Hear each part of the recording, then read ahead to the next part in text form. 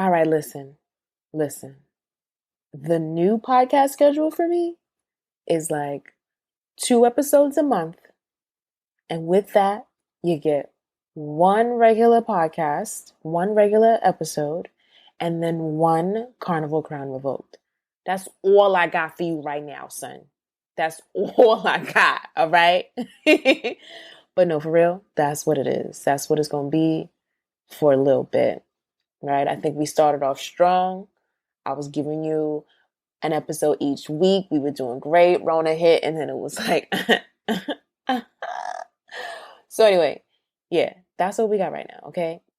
I just want to put in a little plug and say that we are at the 6-month mark, okay? I've been doing this for 6 months strong with a K, SKRONG, right? I've been doing this for 6 months strong, and I think a shift in gears is definitely warranted. I would love time to catch my breath. I don't have the time to do it every week, which is fine. And I personally think it's okay, right? I know you guys might miss me, but I got other stuff going on, and the blog is always there. The website's always there. But yes, we're going to do this and we're going to be consistent. So having guests on for one of my episodes, or, here and there, it might just be me, but Carnival Crown Revoked is definitely where it's at, and it's a fun time. So stay tuned for those.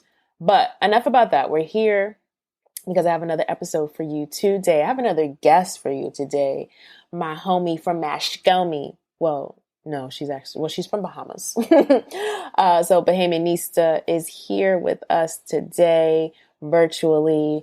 And we had a great time chatting about a lot of things. Like, we talked about a lot. And I'm excited for you to take a listen. So here we go. You're tuned in to Nice-ish, the Carnival-specific podcast that addresses chat-worthy topics straight off the Caribbean social scene. It's your one-stop spot to get all the information you need to be successful in this carnival-chasing lifestyle. You'll be filled with knowledge and getting updates from me, Shah, and other professionals in the field of Bacchanal. It's time to get nice. Hey, Shabir, how you doing?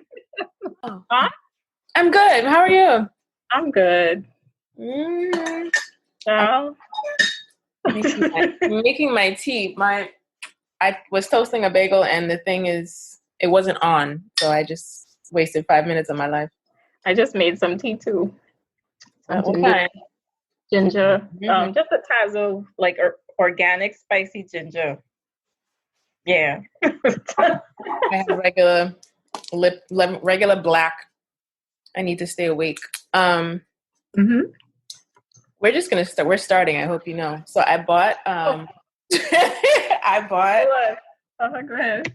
In my pro-black, supporting black businesses, I bought a bunch of tea from this place called Musicality. Yeah. So, like, all of their teas have like the titles are lyrics. Oh, for real? And they have, yeah, it's so cute. It's very cute. There's a couple. So I'm waiting to see what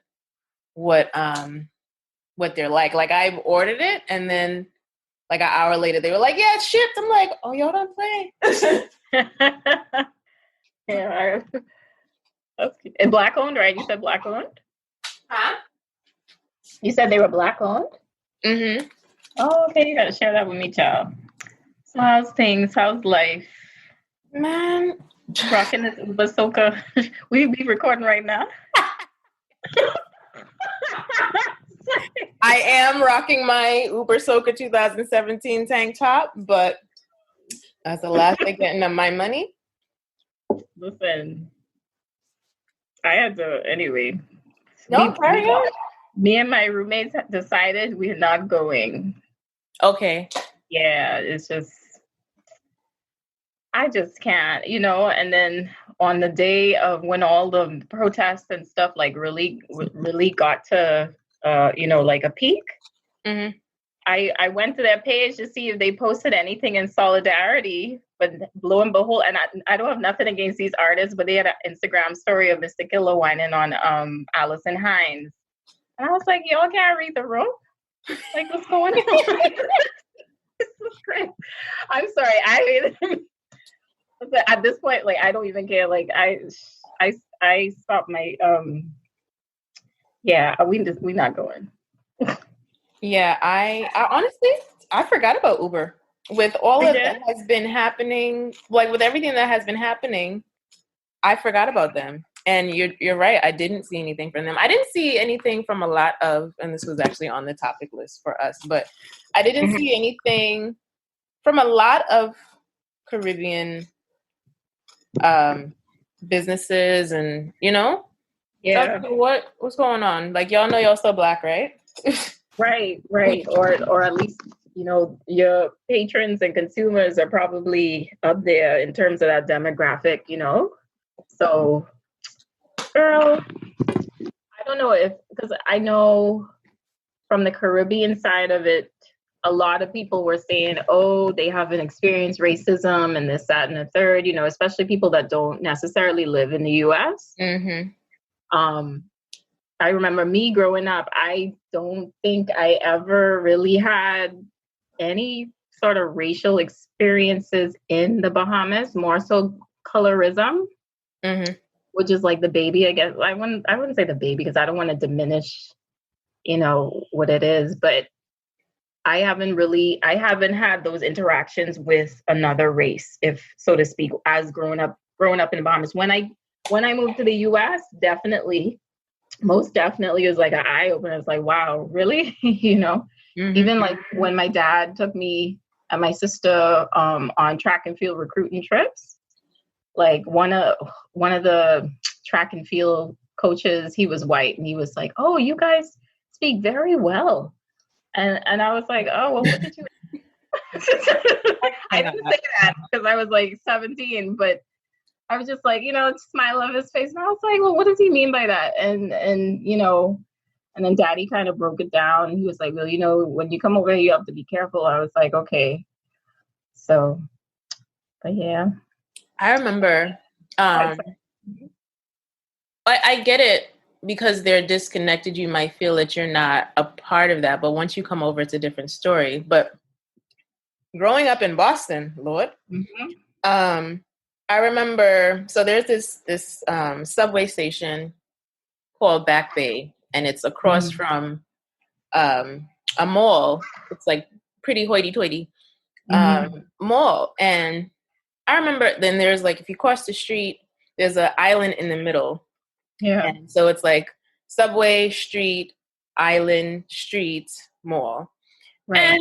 And I was probably I don't know if I was in high school or college break, I don't remember, but I was in the island and there was this white lady, and I realized that as I was getting closer to her, she kept moving away from me. And then I was like, wait a minute. And then I tested it. I was like, let me try something. And I kept doing it. And that lady looked so fearful. I was like, wow, really? That's crazy. Really? And then in my head, I'm like, I tried to like, nah, that's not what just happened. Maybe, right. Yeah. You try to be like, is this really happening? Yeah.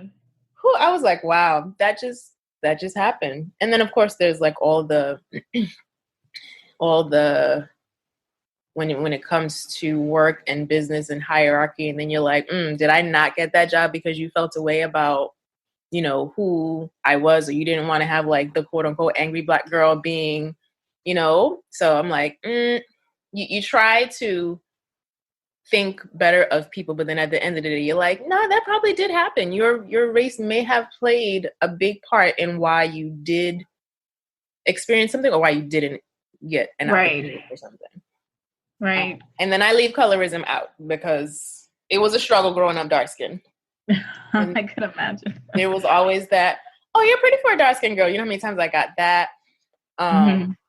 And having family members that were bleaching, and I'm just like, why are you doing this? I never used to wear white. I used to hate wearing white and yellow because it would like pop. Girl, it was the thing. Like, it would pop up my skin, and especially if I just come back from Turks, and I'm extra tan, and I'm not wearing white. Oh wow. Yellow. But then it turned, I don't know, at some point it changed, and I was just like, oh, I love my dark skin. And then Missy has this song, it's like, light skin used to be way in, but dark skin is the hot shit now. I was like, yes, yes, right here. But it's like, why y'all automatically assuming that just because somebody's light skinned that they're attractive? I've seen plenty of people that I'm just like, honey. Right. Exactly. So exactly. Back to what you were saying though about Caribbean brands and stuff like that. I did notice that there hasn't been a lot of people like, you know, saying anything in terms of solidarity and stuff like that, especially, you know, there's a good percentage of, and I'm just saying, I'm not even talking about color, more so African Americans that patronize the islands for Carnival and these businesses and they go to these parties and they play in these Carnival bands. And it was like a little bit of an eye opener. I'm like, you know, and I was just kind of being nosy on Instagram, looking through the different posts, like the people that did post. And, you know, it was surprising. I was surprised, especially by a certain band. Like a lot of people were actually in their comments saying, and I hope you guys, you know, are like, how could you post this? And you definitely shown your colorist patterns and stuff in the past and whatnot. And I was like, well, you know, I mean, I personally haven't decided. I personally made a decision like a couple of years ago after seeing like the headache you have to go through to get into some certain bands, and like they don't even care. Like they want a certain aesthetic in their section. Like if you don't look a certain way, you can't get on their VIP truck. This, that, and the third. Like, and I was just over it, man. I was like, why I hurt the experience I had. The person another girl had to register for me. Stop it. Her name was on you though? Oh my God. Yes. And like, I was just like, it was such a headache. And I was just like, I ain't going through this again. I don't care who I know, who got connects, this, that, and the third. Like, I refuse, you know? So, if I know somebody, I mean, of course, I'll you know, but I don't like to support events that have primarily, you know, certain demographic, and obviously, like, you know, they're like obviously like filtering out who should be in what party and this, that, and the third. Like, I ain't hurting my head up. Like, like Ambush, I think, is a collective of diverse people, but then the whole committee thing, that's another story. Like, if I want to get in, or if I want to try to get in, I'll try. But if I don't get in, I'm like, oh, I can't, you know, I'll just go to the next best thing at this point. Because I just tired. Like, why should I be fighting with you to spend my money? Why am I uploading a picture to try to get into a party? That's exactly. Exactly. And it don't make no sense.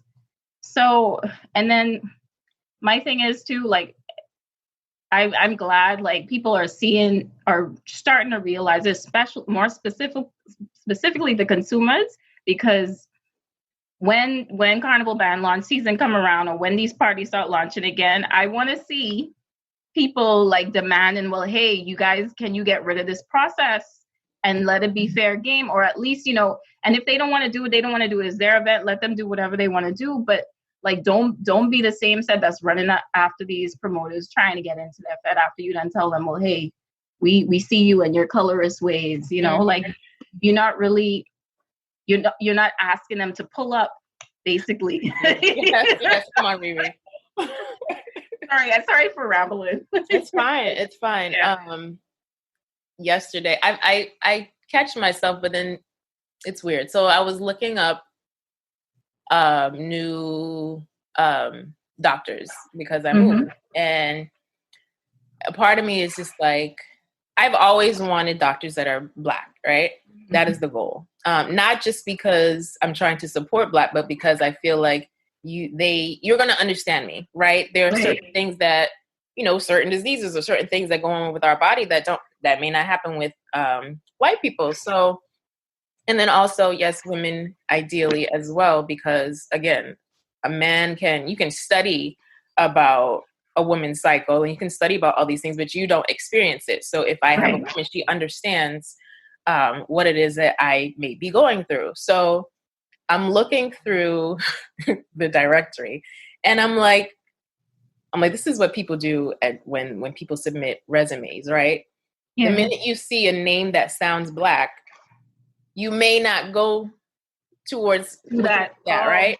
Yeah. So I'm doing that same thing, but for them, I'm like, oh, she's like, I'm not going through 15 pages of people knowing the majority of them are white. So I'm like, let me look for this name. And I was successful each time I clicked the name, they were Black. And then especially if it seems like they are from like Africa, because you'll know by the last name, I'm like, okay, yep. And I was successful. I was like, see, this works out. But then on the flip side, it works out. It doesn't work in our favor when that happens. Right? Imagine, yeah. Mm-hmm. Yeah. You know, a good movie that I watched on Netflix is The African Doctor. Mm-hmm. And it's about, I think it was like in the, like the 50s, 60s or something like that. But it talks about like an African doctor getting into this like small European town or village.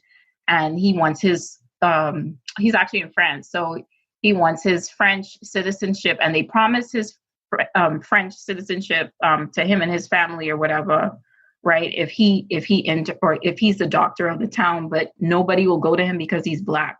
Mm. So it's a really interesting movie. I like. It's funny too. So it's not like So I recommend anybody watch it. It's just kind of like an eye opener, because like what you said, like a lot of people like I as a therapist, I don't know, like my name probably looks pretty white, Krista, right? But you know what? It's funny because I've had evaluations and I've had first-time patients, and when they first see me, it's either they didn't think I was that young, or they didn't think I was a Black girl with dreadlocks and this, that, and the third. And you can tell when they're on their first initial impression, they're like, oh, and I'm like, hi. It's hilarious. Not saying that they're racist, but it's like, it's kind of like, oh, well, I didn't expect her, that kind of way. So it's like, it's weird. It's weird. But I understand what you're saying with searching for a Black doctor or a Black physician and this, that, and the third. Mm-mm. Yeah. May was like, so much shit happened in May. And it started off so lovely. Well, minus Corona. But, like, like it just started, it was cool. It was like, okay, we're getting somewhere. Numbers are going down. I mean, I had like mixed feelings about things because, I was moving and there was a lot going on. So I was excited to get out of New York. And then I was thinking about Bahamas, RIP. And I was thinking about Atlanta, RIP. And then it just got dark with all the injustice stuff. So like, how was your May before all of this? Well, before all the protesting and all that stuff, I feel like at a certain point I had come to a realization that a bunch of these festivals were going to be postponed because I didn't plan on going to Trinidad Carnival. I had just come from St. Kitts, and I was like, there's no way I could afford to do Trinity at St. Kitts, even though St. Kitts was like partially sponsored and stuff like that. And I was like, I need to take a break. So I said the next one was going to be Nassau.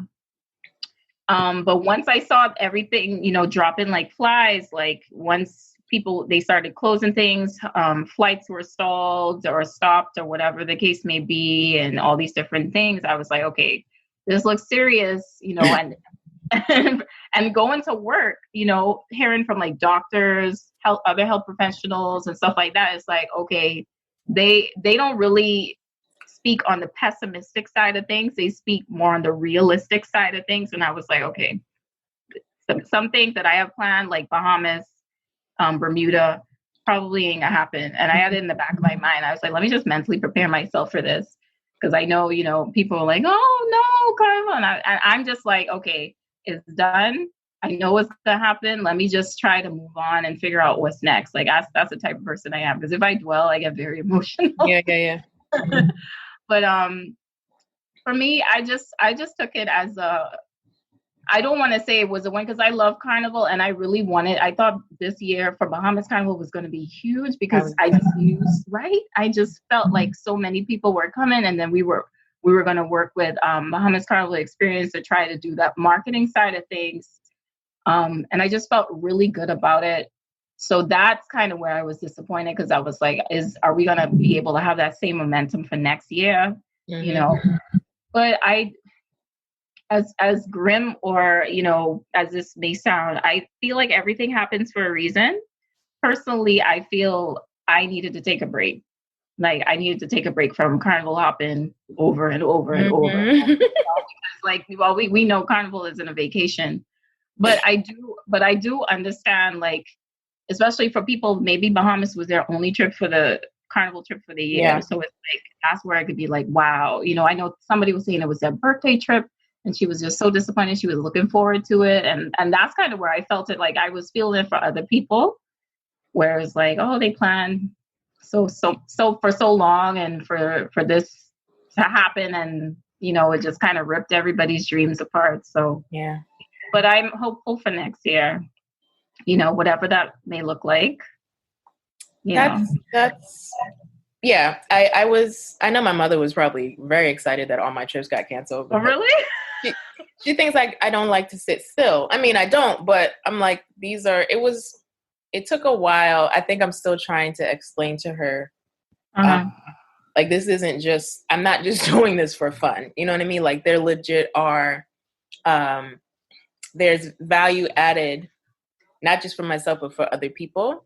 And then a lot of these things, if you, if you keep at it, eventually they kind of start paying for themselves in some way, right? Absolutely, so whether you get sponsored, or whether you get, comp tickets, or whether you start getting, like, for example, I felt like the other day I was like, oh my God, I made it. I'm getting free stuff, like, from like random brands, and if I blog about it and post it, I'm gonna get more free stuff. So it's like, they don't really understand that. They just think I'm out here, hoeing and wearing no clothes and stuff like that. Oh yeah. Girl, I know the feeling. But it was the drastic change to my bank account, crazy. Like, because I had Bahamas, and then I was supposed to go to Atlanta for their Carnival, and then I was supposed to go to what's that place? Italy. Oh, so, nice. Mm-hmm. That was a lot of money, and the costume that I was picking for Bahamas was like $600, and I had already picked the one. And a sidebar, they still haven't sent a notification about that thing being canceled. About what being canceled? Bahamas Carnival? Yes, the band that I chose. I'm gonna leave that alone. And the struggle I went through with them. But anyway. So they haven't said anything about they haven't sent a thing. Oh boy. But well, if y'all listening to this, y'all need to get on. It ain't just I had spoken to some of the stakeholders, and I was like, listen, y'all need to tell people. You can't just leave it hanging in the air, like you haven't told us what's going to happen to the deposit. You haven't, not that I'm expecting it back, but y'all got to say something. That's crazy. So moving forward, I feel bad. They can keep my $100, and I guarantee I will not play mass with them next year. Oh no, I can't. The customer service is my biggest thing. I would choose a band that has great customer service and for lack of a better term, like lackluster costumes. Yeah. Over amazing costumes and horrible customer service. I can't do that. Mm-mm. Wow, I didn't know that. What was I talking about? Oh, yes. So the money. It was crazy to see how much I would say, like, if I didn't do carnivals. Right? I was like, wait, why is all this extra?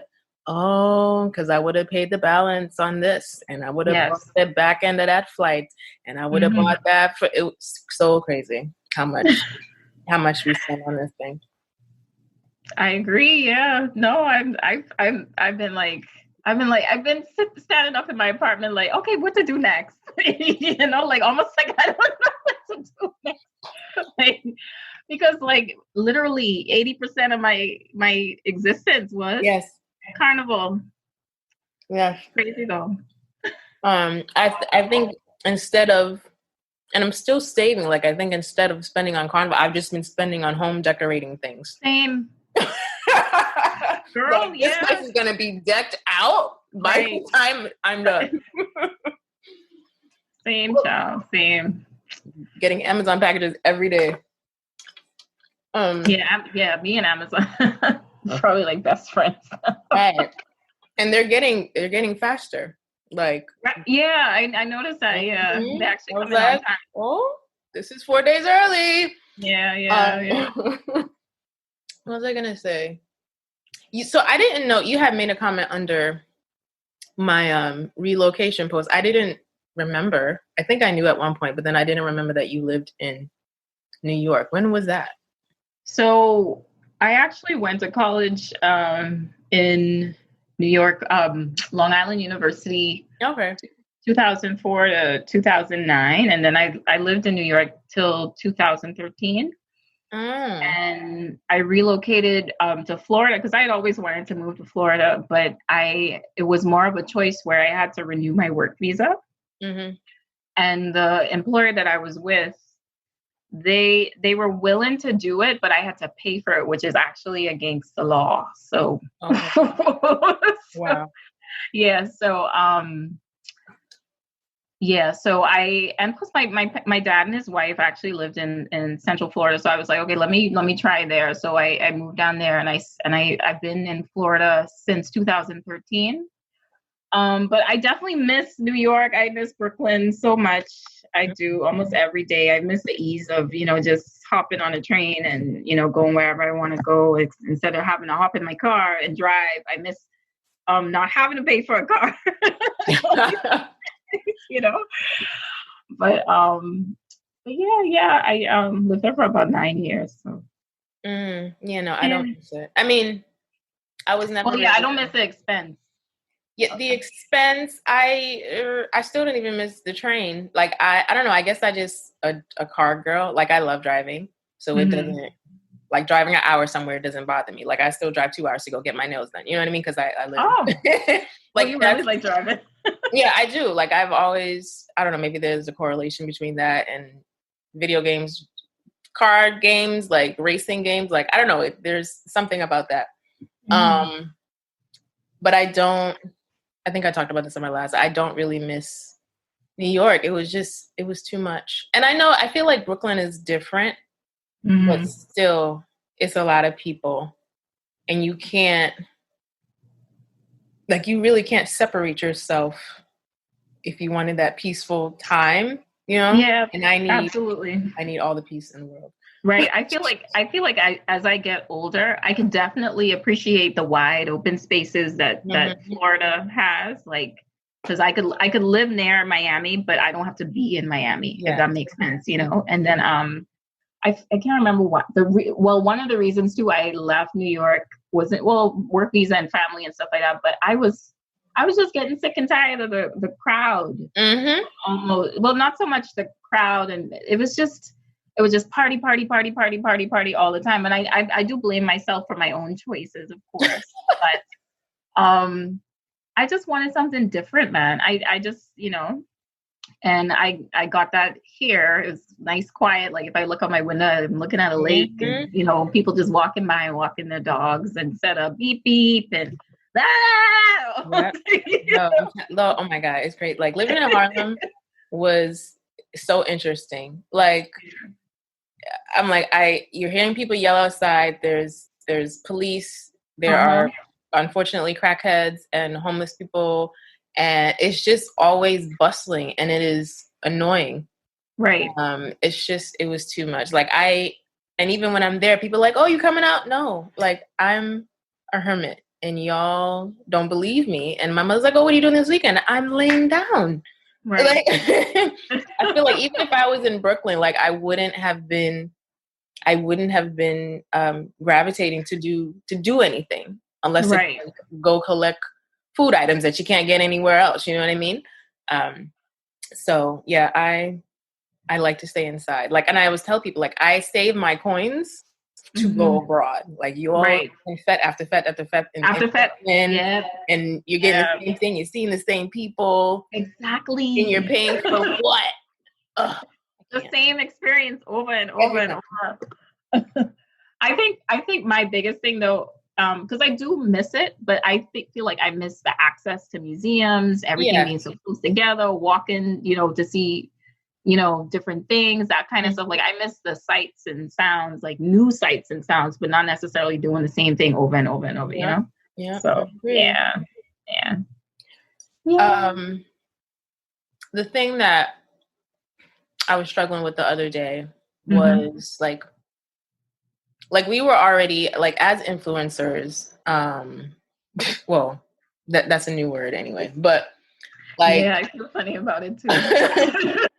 I think for us, like, I think there's some people who are just, y'all, like, they're just bloggers and then, or whatever. Right. But like, we do so much, right? Like, so and I know that you were struggling at one point, you were like, I don't know what to do. How do I put the fitness in with the carnival and with the, other stuff? And I'm like, yeah, see? So I feel like it's a good word when you do a lot. Right.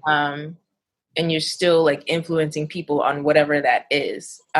Because blogger didn't fit me anymore because I was doing more than that. But so right.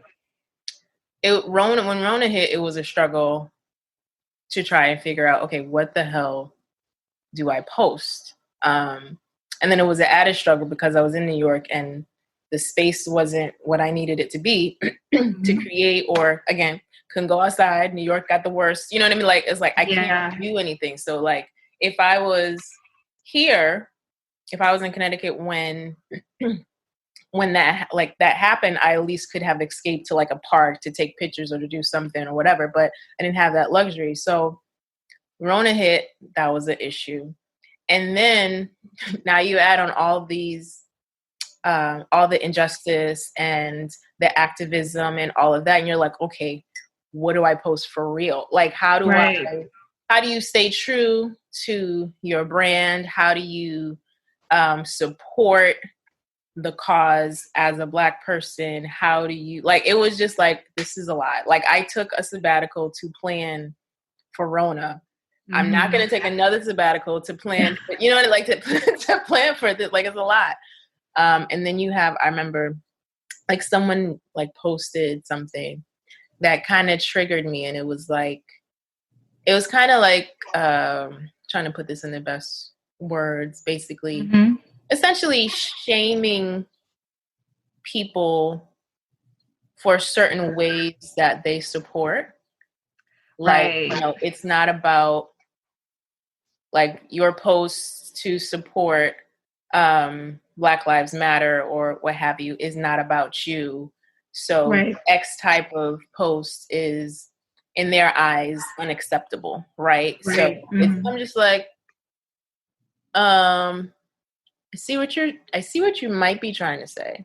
Right. But it doesn't quite work like that. Exactly. Right. So in my mind, it's whatever way that you can get through to your audience that's not going to be, I don't know. I'm rambling, but it bothered me, and then I had to go on the sidebar to my friends, like, listen, so this is what I just saw. Y'all tell me your thoughts. And they're like, dude, everybody's going to have an opinion. Do what you got to do. And that's that. Right. But it's hard out here for influencer parents. It is hard out here. Back to what you were saying, like, being like a creator or a creative rather, and trying to figure out like what role to essentially be in and stuff like that. Like, I definitely struggle, but I started to tell my own story, because I realized, and I know, like, if you look at everybody, and if you look at me and you, we're not just Carnival, right? And there's other aspects to you. There's other aspects to me. We're multi-layered people. So I started to figure out, like, I don't want to just talk about one thing. And the fitness was there. It's been a part of my entire life since I was little. Like, I can't even get away from it if I tried. So it was like an integral part of me to be like, okay, this is a part of me too. And just trying to meld all my different loves together and be a creative at the same time. So I just started telling my story. Like, each post, I just say something that I'm feeling at that point in time, and hopefully people can relate to it. And I try to be as authentic as possible. Like, I say what's on my mind, And then to what you're saying about not not knowing what to post during this time. And then also people kind of shaming you for being a creative or being an influencer and posting certain posts during this time. Like one was like, posting, like staging a photo of yourself with a book or with a such and such. Like that person had an issue with that, and I'm just like, but how and why? You know what I mean? But I think when people let me speak to because I've seen a few posts like that too, kind of, and they use wording like, oh, look at these influencers or celebrities and this, that, and the third. And I was like, well, first off, who made you the police on how people act? You understand? How people show their activism. Like, who made you the police? Mm-hmm. Like there's no rule book. Like I often have to step back and I have to take and I have to like look and at my brand, and then also like how I truly feel about a certain cause, and I have to be like, okay, what is it that I want to say? Like you said, you took a sabbatical to plan, because it's real out here. Like you have to protect your brand and your messaging and stuff like that, but then you also have to be true to yourself. Mm-hmm. So, and if that's a picture or a selfie of me and my caption is the meat telling you exactly what I feel, then so be it. Like if people find offense to certain things, I don't understand why they continue to follow, why they continue to subscribe, why they continue to do all these different things. I feel like those type of comments are very divisive, and it makes people not want to share or not want to share their experiences. And the thing is too, you never know who's out there consuming your content, and they might have a wake up call or a wake up moment and be like, oh wow, I had that same experience too. Maybe even open a conversation about it and stuff like that. That might be healing for them and healing for you. You never know how you touch people. So I'm just like even sometimes I have those, I'd be like, why did she do that? And then I have to check my spirit, because I'd be like, Krista, why do you care so much that this person did that? Like if that's how they choose to be creative or how they choose to speak out and use their voice, then so be it. Because I could be the same way too. I could be like, well, who told you to be shaming people all over Instagram and all over just because of how they choose to post? Like I could be all up in your comments and be in the activism police, but I'm not. I just feel like people need to give each other grace, like especially Black people. Girl, bye. We need especially during this. There was a post. Listen, I mean, I'm all for. Like, I am a very peaceful person, very kumbaya, try to keep my vibrations high. And they're like, every post that's like, we got to stick together. So, put all your qualms aside that you have with somebody else. And I'm like, no, those still stand. Like, just because I may have beef with somebody over here, I'm not going to forget that. Right. Be like, we're still people at the end of the day. So yes, that can work for the majority, absolutely. But I'm not just gonna act like nothing happened with X amount of people. But like no, that's different. But anyway, back to this posting. Like in my head, I'm just like, so like these, for example, like I have a lot of books.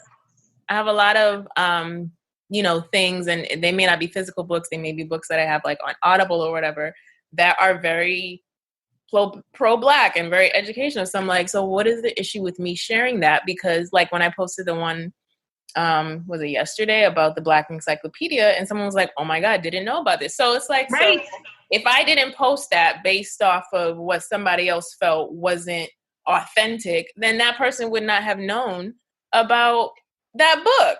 Right. Like, I don't need to go sit down.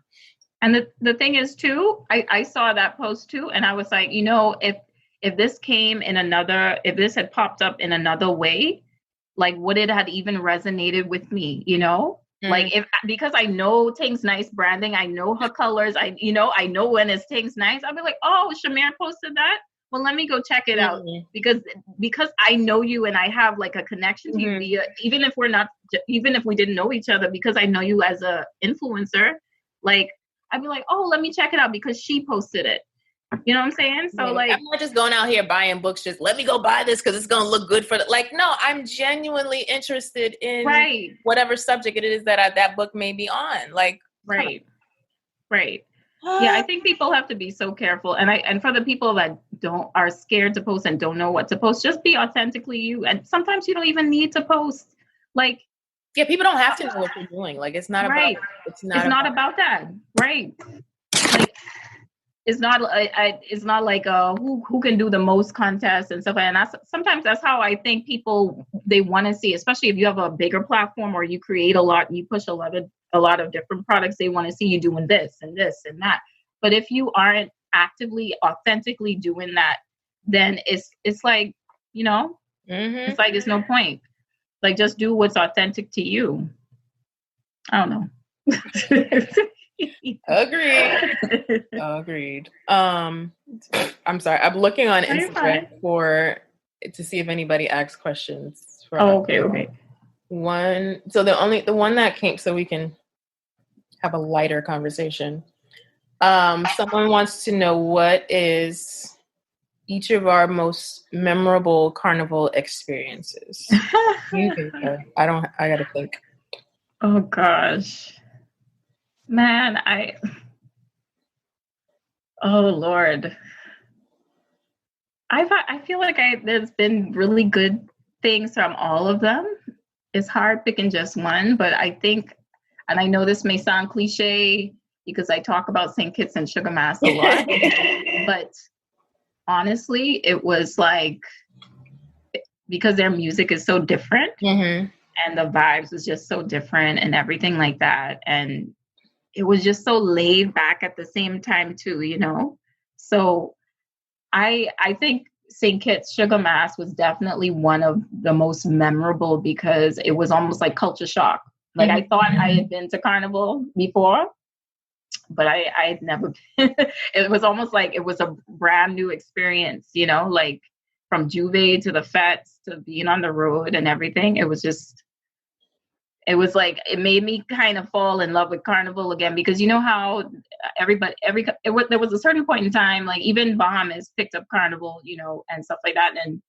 And I was very kind of like put indigenous culture in it, like put the actual Bahamian culture in it. So it's like unique to the country and this, that, and there. And they have been trying and whatnot, but St. Kitts is a standalone. Like, there is nothing like it. Like, there isn't anything similar to it. So that's why I was like, you know, you guys got to go, because you haven't been to Sugar Mass until you've been to Sugar Mass. Yeah, it was my plan for 2020, I guess. Like, that was go next year? Well, this year, I guess. I mean, we'll see what happens.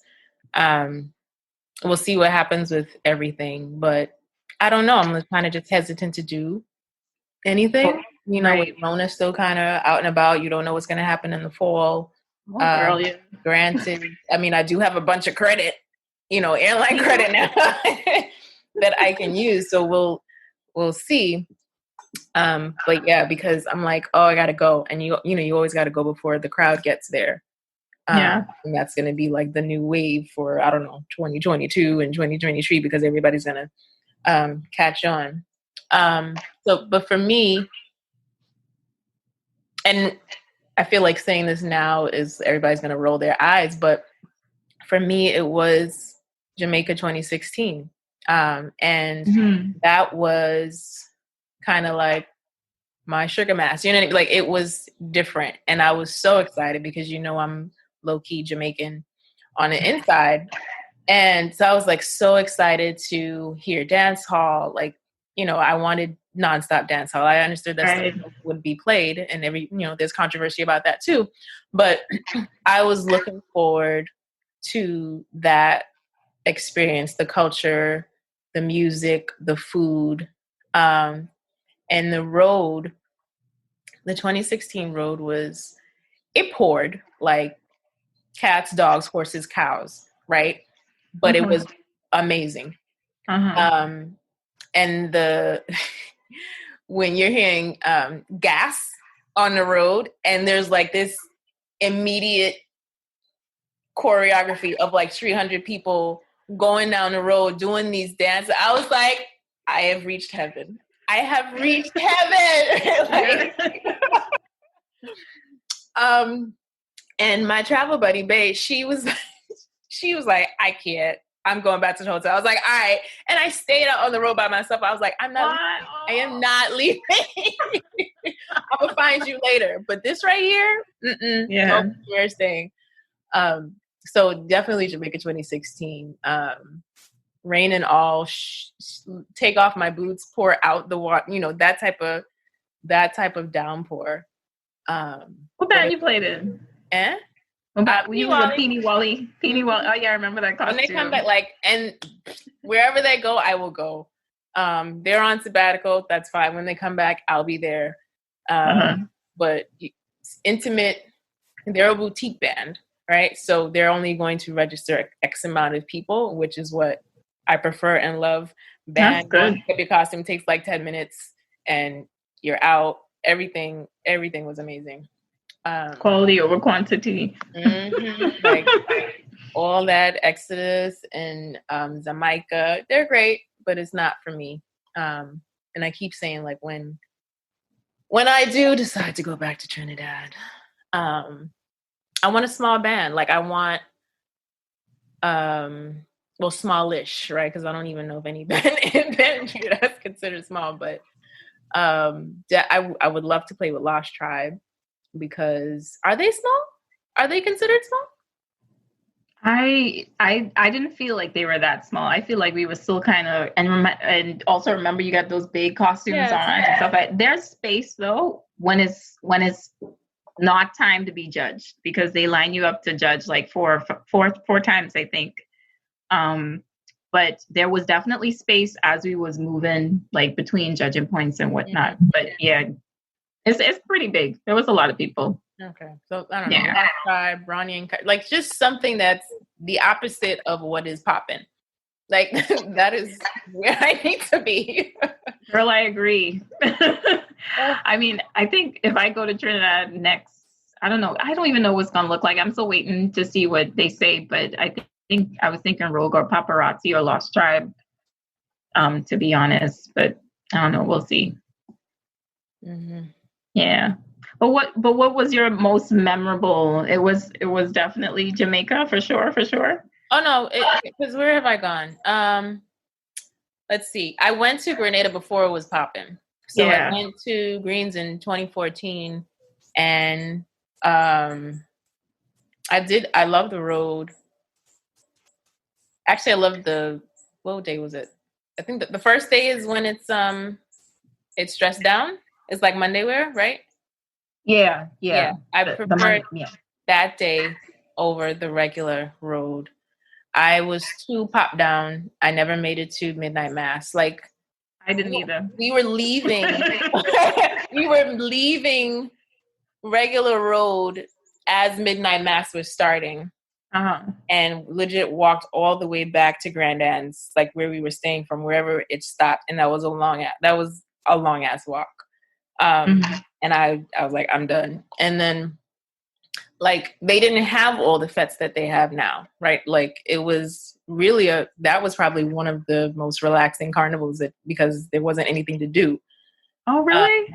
Yeah, like there were, and then we went to like there was this all white situation up in the hills. It was kind of like a Silk Marnak situation. Was it pure white or something like that, or something? Yeah. Years, I don't even remember, but that was nice. I think I went to 2 parties and we missed one because the timing was like when we got there, nobody was there. Or I don't know if we were too early or if we were too late. But it wasn't happening. Oh, in the boat ride, there was a boat ride. That was nice. But it wasn't like memorable. Juve, yes, right? So that's hands down. Yeah, I know. Right? Where else have I been?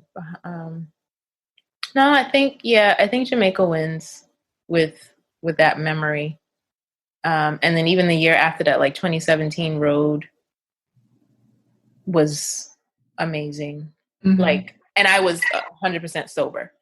Like Really? I drink ice water. I don't even drink like that on a regular basis, but like the only time I drink and get drunk is if I'm pissed off. Like if a fet is bad or if a carnival experience is bad, then I'm drinking to like, okay, I gotta make the most out of this. But if I'm having a great time, I don't need it. Right. So I did not drink it because it was hot. And so I just kept asking for ice, and I would let the ice melt, and I would drink that. That's what I drank the entire time. Oh, and then St. Lucia was, yeah. I know. Oh. Like I shed real tears in mess. Like, this is so good. Oh my God. Oh God. Oh, we did not talk about our people. How do you feel about the Verzuz battles? Like, how many did you watch? What were your thoughts? Well, the ones I watched were Jill Scott, Erykah Badu, obviously King Beanie Man, and Bounty Killer. Also Kirk Franklin, Fred Hammond, and I tried to watch Jagged Edge and 112, but it just yeah. But you know, I was all the way there for Jill Scott and Erykah Badu because that's the type of music that I loved. Like I just thought I was a neo soul in like college and high school, and it just, it was like, it was just nice, especially with all the uncertainty and everything like that. But Beanie Man and Bounty Killer, and I'm surprised they only got up to a certain amount of watchers, because I was like, how many people in Jamaica? I'm like, you only tuning in, what's going on? Flow in line wasn't working well, must be. Right? Must be, because I was like, y'all should have had at least 1 million people on there. But that was amazing. Like I rewatched that maybe 3 times. No, for real, girl. When I watch it once, I'll probably go back if I need some joy. Yeah, because I've been needing joy, because I haven't been going outside, and like work and everything, like it's just been stressing me out. So it's like, man, that when I listen to it, it's just like, ooh, we back in the dance, like we in the dance hall and stuff like that. So, but Fred Hammond and Kirk Franklin, I didn't really listen to Fred Hammond growing up. I listened mostly to Kirk Franklin. So I knew all the songs and stuff like that. Girl, that brought tears to my eyes. I was like, it was just refreshing. It was renewing, because I felt like a lot of people was just in a state where it's like, what next? Like, what's going to happen next, So that was those are definitely my faves. I can't pick a fave out of those 3 though. I didn't watch the Fred Hammond and Kirk one because I was like, yeah, I don't want to get in that space. Like, because I knew I would probably like tear up or what have you. I was like, I don't feel like watching it. And then, so with Jill Scott and Erykah, like it was so great. And so, then you had, I'm in the chats, and there were people that was like, it's dry or it's boring. And I'm just like, first of all, and I was trying not to get defensive, because I'm like, and then after a certain conversation, or after, they say certain things, they're like, oh, well, I don't really listen to this, or I'm like, so why are you in here? Like, it's one thing if it's not your thing and you're in the Verzuz and you're listening to it. Okay, cool. But don't come in saying that it's dry because you can't rock with it. Right. Right. If that's not your thing, that's not your thing. Okay, cool. Just come in and watch or exit or what have you. And I understand that they're like, oh, I'm just here because it's history. I'm just like, okay, well, just be there. But don't come I'm like, what do you want them to be doing? I'm like, this is not a turn up. Like, this is not meant to be all extra. I'm like, I'm so annoyed. Like, I was really trying not to get pissed. But I loved it. Luda and Nelly, I loved. Oh yeah, I forgot about that. Yeah, me too. And then they're like, oh yeah, this is more my speed. I'm like, okay, listen, you can't compare Luda and Nelly to Jill and Erykah. It's just different. Yeah. Right? Like, I'm not going into like, I can't. And they're like, oh, and then some people love when they share, when the artists are sharing like pieces of history before they play the song. Some people hate it. I'm just like, I can't.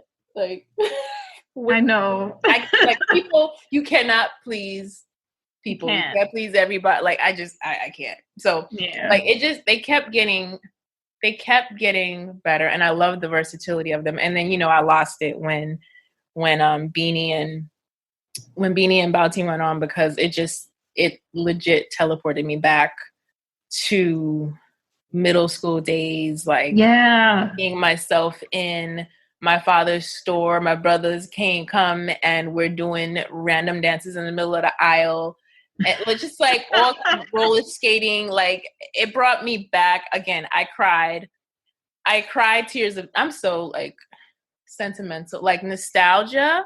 Right. Yep. It was amazing. Did I screen record? No, I didn't screen record. I have a link. So that'll be with me forever. And everybody's like, oh, I need a soca one. And in my head, I'm like, I don't know that I want a soca one, because y'all gonna pick Marshall, right? And y'all gonna pick somebody else, and I'm just anyway. I have my reasons. There's one in the works, so yeah. They kept saying that there may be one in the works, but I haven't heard anything. So I don't know. We'll see. I'm not. We'll see what happens. I mean, I'm gonna be there for it, but I need to see what this looks like. Right? And who's gonna be in it? Girl, so Burlington just opened up, and Home really? Just opened up, so I'm about to go get my shopping on. Okay. I was like, wait, what? Okay. Because on Google Maps, it's like, oh, close for a lot of places. And then I went and I looked up the reopening plan for the state of Connecticut. And I was just like, because retail, there's like some locations. I was like, let me check and see. So yeah, I'm excited, because I haven't been, like, those are my go-to places for home decor. And I haven't been able to go. So right, because it's time. So happy. I hear you. Yeah, I don't know if I'm going to go out. I think I'm giving myself another month. So you haven't been anywhere? No, only to the grocery store. Well, yes, I've been there. Yeah, only to the grocery store. I keep looking at the stats for Florida, and right. Yeah, it's literally like y'all were rebelling. A couple of days ago, we had a peak. So I'm pretty sure that was from Memorial Day. I think the beaches are open now. They are. But I think the next time I go to a beach will probably be in the Bahamas. Yeah, that's fair. When do you think you're going to travel again? I have no idea. Like, because I was like, everybody's like, oh, I bet you wish you were in Turks. And I'm like, no, because I don't know that I trust their health department to do what needs to be done. Like, yeah, like y'all can't do simple, like, first of all, no shade. I mean, granted, I haven't been in a Turks and Caicos hospital since I was the teenager, right? I don't really remember the experience, but it's not like, stellar, you know what I mean? And after watching Chavi's story the other day, like, my confidence in the Caribbean healthcare system is not there. Right. My confidence in the Turks and Caicos government is not there. Right. So I'm just like, no, I'm going to stay right here where it seems, to be under control or what have you. Because it's like, I was fearful. I was like, yo, if some shit pops off in Grand Turk, where the population is like the size of a freaking university and one person gets it, like, what does that look like? Right. Going for help. Like, it's just, I'm like, no, I'm not going. So I feel like that might be, going there will probably be my first stop. There is also a wedding that I'm supposed to go to in October in St. Lucia. I don't know. Like, getting on the plane is fine. Like, if they continue to do, what they're doing, like, everybody is doing all this extra cleaning that you should have been doing anyway. Right. Like you look at the NYC subway pictures that were posted yesterday, like they're sparkling. Yeah. They're like, oh, well, we're going to keep doing this for now. And they're going to keep closing the MTA late night for cleaning. And I'm like, this should be ongoing. Like, it shouldn't just be, y'all need to clean the freaking trains regardless. Instead, they got rats swinging on the poles. Girl. Having the time of their freaking life. I can't. I can't. Those rat videos were disgusting. Right? Oh my God. They're like, aren't you glad you moved? Yes, I am. Oh, shit. Mm-hmm. Thank you for joining me. Oh, no problem. Good time. Thank you for having me. Thanks for extending the invite. Yeah, absolutely. We got to do this. We need to do this like quarterly or something. Mm-hmm.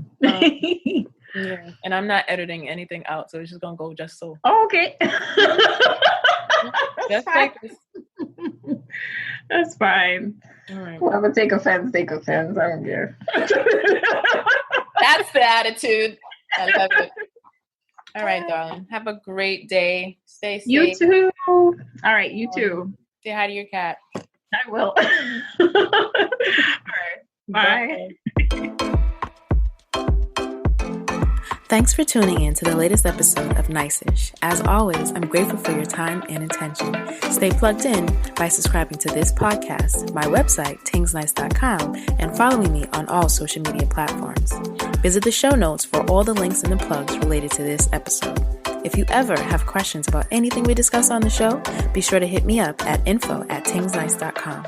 And remember, sharing is caring, so please pass this podcast on to anyone you believe will benefit from the information. I'm going to check you all later.